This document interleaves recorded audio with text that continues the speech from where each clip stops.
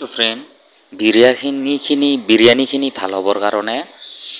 মই সৰু সৰুকৈ পিঁয়াজখিনি কাটি লওঁ আগত বাৰীতকৈ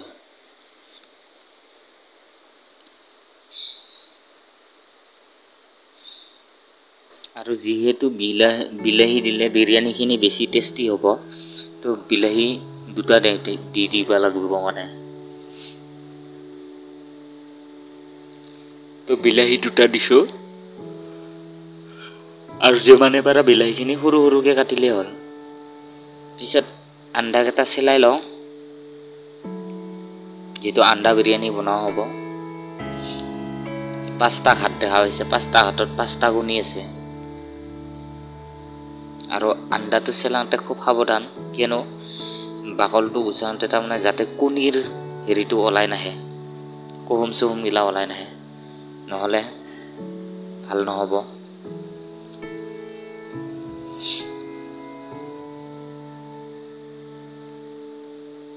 তো ফ্ৰেণ্ড অলৰেডি মোৰ হৈ গ'ল আৰু এতিয়া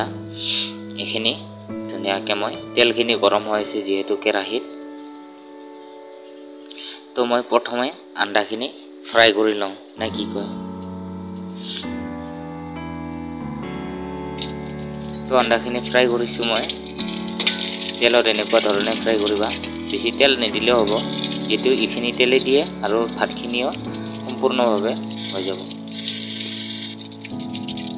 100 গ্ৰাম তেলৰো দৰকাৰ নাই আৰু এই ল'ৰাজন পাবজি খেলি আছে কিমান বয়স ইয়াৰ জানা 11 বছৰ হোৱাই নাই মানে 10 বছৰ ক'ব লাগিব 10 বছৰৰ ল'ৰা আজিৰ দিনত চুলি নাচাকে কেনেকুৱা মই এটা মোবাইল দেখাইছিলোঁ আগৰ নকিয়া মোবাইল কি ৰিমোটৰ নিচিনা ৰিমোট বুলি ভাবিছিলে তো ৰিমোট নহয় সেইটো মই কৈছোঁ নকিয়া তই নজন্মা দিনৰে নকিয়া চা কিমান স্পীডত মোবাইল চলায় আজিৰ ল'ৰা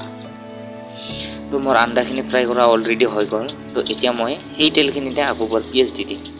পিঁয়াজখিনি আচ্ছা ফ্ৰাই কৰি লয় পিঁয়াজখিনি ভালকৈ ফ্ৰাই কৰি বিৰিয়ানীখিনি বনোৱাৰ কাৰণে ষ্টাৰ্ট কৰিম তো ভিডিঅ'টো আৰু গেছটো যিহেতু বহুত কম পৰিমাণে দিয়া হৈছিলে তো বঢ়াই দিলোঁ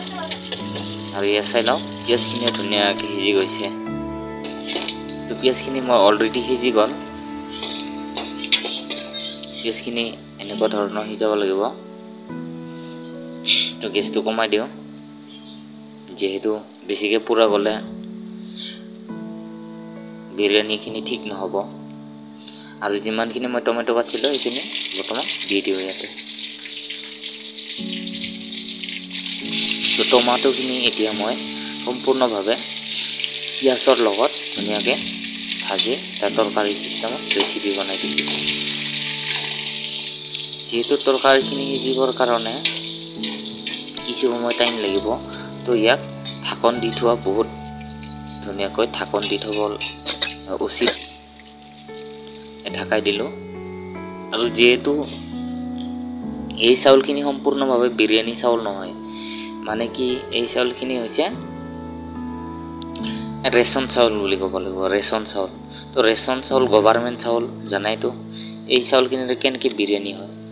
তো বহুত টাইম হৈ গ'ল যিহেতু মই একবাৰ খুলি চালোঁ তো ধুনীয়াকৈ সিজি গৈছে এতিয়া এইখিনি ধুনীয়াকৈ মিক্স কৰি মই ভাতটো দি দিম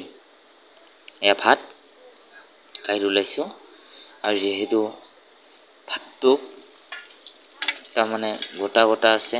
তো ভাতটো কুচিলেৰে ধুনীয়াকৈ এটা তাৰমানে বনাব লাগিব তো ভাতখিনিও মই অলৰেডি দিলোঁ দিয়াৰ পিছত এয়া মিক্স কৰি দিলোঁ প্ৰথমে এয়া চিকেন পাউডাৰ তাৰপিছত ধনিয়া পাউডাৰ সকলোখিনি দি মজাকৈ খাব পাৰি তামাম খাম আজি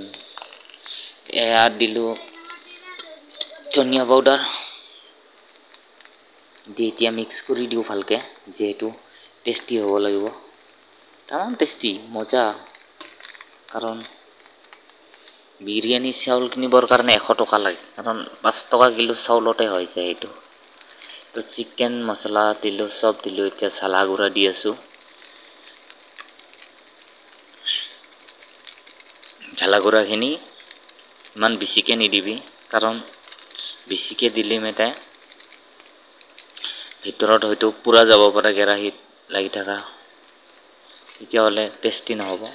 তো যিখিনি পৰিমাণত লাগে সেইখিনি পৰিমাণত দিলেই হ'ল। তো দিলোঁ। মই এটাই পাহৰি গৈছিলোঁ, নিমখটোৱে মেইন ইম্পৰ্টেণ্ট যিহেতু, তো মই নিমখ দিব পাহৰি গৈছিলোঁ, এতিয়াহে নিমখ দিম।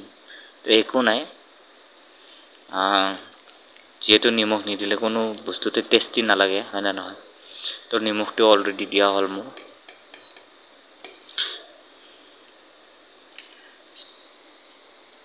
আৰু নিমখখিনি সৈতে ধুনীয়াকৈ মিক্স কৰিব লাগিব, যিহেতু প্ৰথমতে মই পাহৰি গৈছোঁ। এতিয়া নিজকে লোভ লাগি আছে চাই চাই। মজা চেণ্ট মাৰিছে, চেণ্টটো এনেকুৱা লাগিছে মানে খাওঁ খাওঁ লাগিছে। তো ফ্ৰেণ্ড,